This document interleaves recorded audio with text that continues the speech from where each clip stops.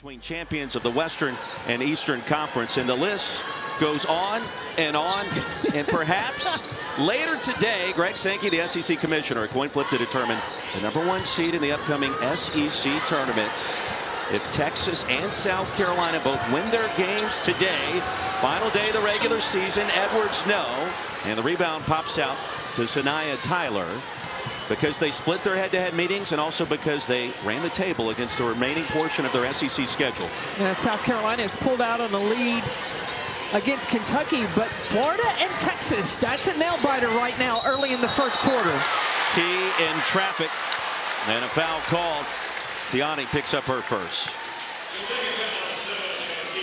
So all eyes here in Columbia, 15 versus 6, and also down in Austin, Texas, for the Gators and the Longhorns as the charge to Tiani Key. It's going to be so important for South Carolina to stay connected defensively as they move on, close out the regular season into the SEC tournament and beyond. Pow Pow on the drive was fouled by Georgia Amoore. Dawn Staley, year 17 in Columbia, the 3 national championships, over 630 wins in her career as a head coach. And she was all business in our conversations earlier this morning. The floater by Pow Pow. Gamecocks by 9. South Carolina taking good shots. That's one of the good habits that Dawn Staley talked about with her team. When they win, they stay true to that. Amoore stops a 9-0 run. 23-16. She's got 4. Lead back to 7. Strack will try to take Edwards. Ripped away by Kenson, a foul call.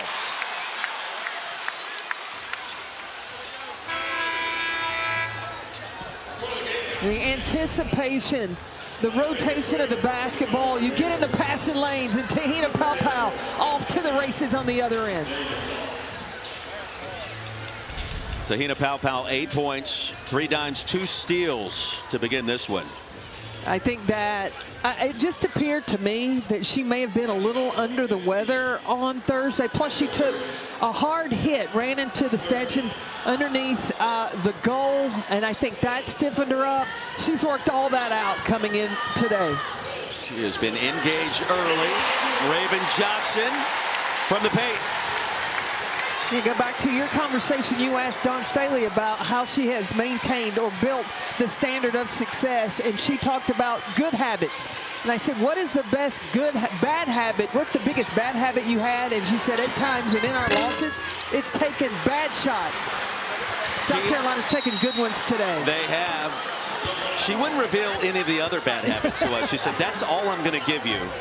Bad shots, and sometimes when it comes to rebounding, could we be a little better, a little cleaner? And then she stopped it right there, and we moved on to another topic. Yeah, she knew that we were going to share that with our viewers at home, and we can't give you everything. Lawrence thinking about another 3. She'll get it back and launch. Deja Lawrence off the mark. Tessa Johnson's been active coming in off of Dawn Staley's bench. And a foul called on Key, her second.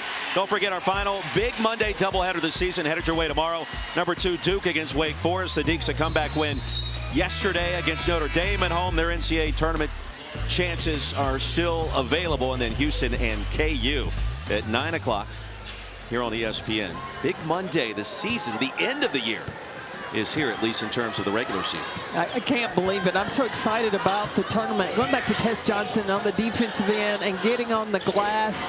Rebounding has been an area where South Carolina in years past has dominated. Well, it's because they've had a dominant center.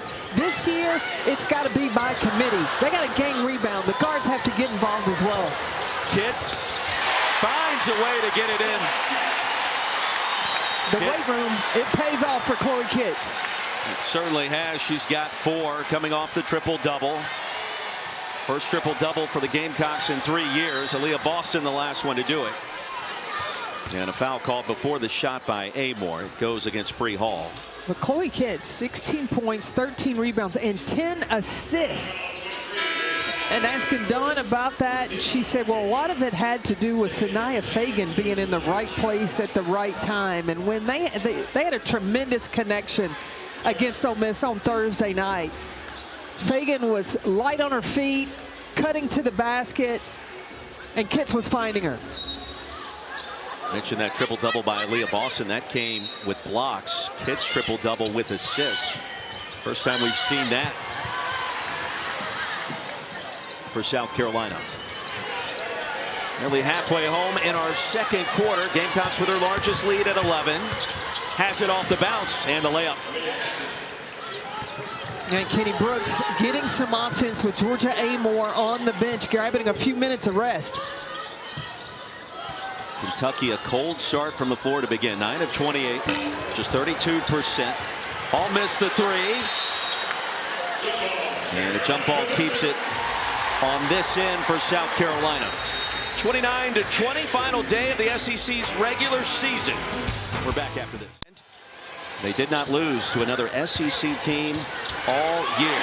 Out of the timeout, Sanaya Fagan connects inside. Fagan has just been the force. She has got to be that anchor inside for South Carolina for them to continue to advance as this season progresses.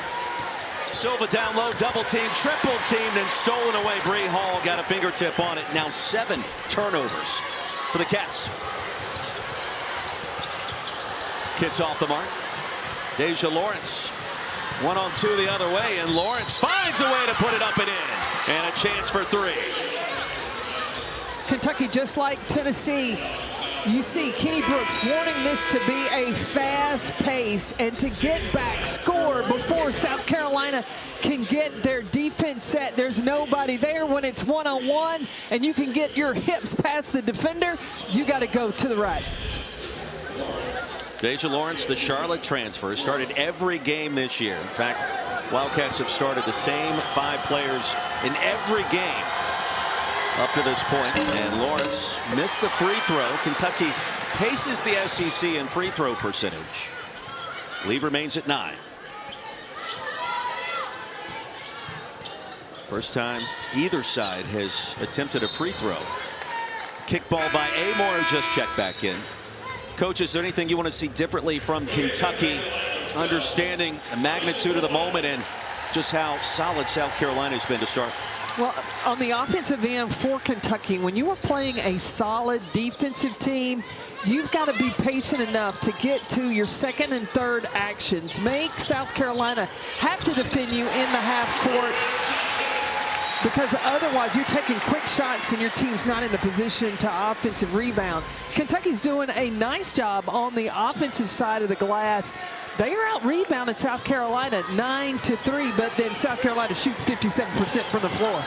And the lead back to 11. You see the rebounding advantage in favor of Kentucky. And on the offensive glass, Lawrence has been a spark elbow jumper, and that's silky smooth. Lawrence with 7.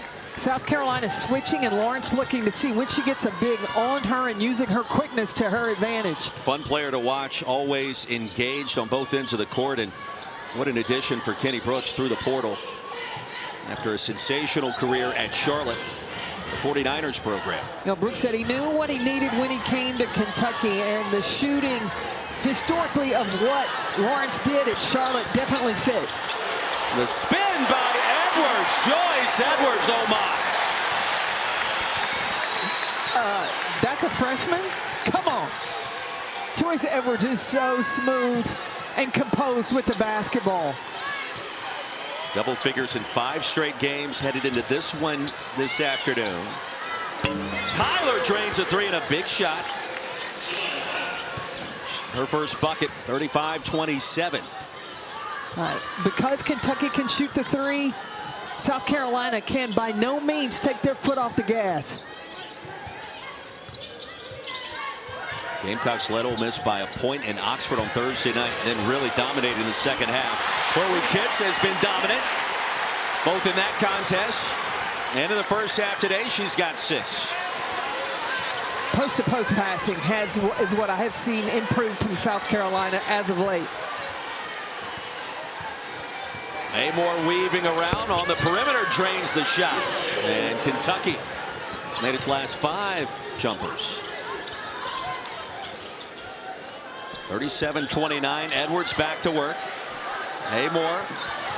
A pseudo double team, and then Edwards gets Hazzett, blocked the first time and the second. 13 to shoot. Now Clara Strack providing the help side defense. It was Hazzett originally. She'll pick up Edwards on the perimeter. For Wiley, it's been a minute. She got to make it happen. Contact, no whistle. Outside to Pow Pow. Kitts on the offensive glass. Couple of fakes and the finish. Chloe Kitts she's a warrior. She has battled. Kitts with 8, and here's Amoore. Off the Hezzy. Georgia Amoore doing what Georgia Amoore does. She's so quick, and what is so tough defensively, you've got to decide, and if you're going to switch on the ball screen, you've got to close the gap. You can't wait for her to come to you. Pass into Edwards. Under the rim and was fouled. He's running out of real estate. Hazzett picks up the personal. I like the post-to-post passing by South Carolina. And you watch Joyce Edwards, the patience, the vision. She finds a seam, a little bounce pass, and then Kitts strength off 2 feet inside to get the finish. Kitts has been averaging over 10 points, 10 rebounds per game in her last 5. Don't forget, Big Monday headed your way tomorrow. An important matchup in the ACC. Cooper Flagg, number 2 Duke. KU and Houston from H-Town at 7 and 9 Eastern right here on ESPN. And Georgia Amoore has had success off ball screens to see how and if South Carolina can adjust. That time a hard show. And Lawrence drew the contact from Edwards. It wasn't much, but enough for the whistle to be blown by veteran official Timothy Green.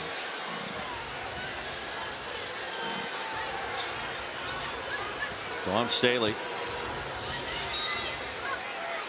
We're talking with her earlier today. This team was something to prove after the reveal late last week. The Gamecocks were a 2 seed with 12 quad 1 victories and a 12-3 mark against quad 1 teams. Amoore sizes up another long 2. She's now in double figures with 10. The lead down to 8, and the shot clock is off. How fun, though, is it to watch Georgia Amoore handle the basketball and create her own? And Kentucky is going to end the half. 7 straight makes, but trailing 41-33 for the time being. Here's Fulwiley. Outside of Pow Pow. Off the heel. And that takes us to halftime.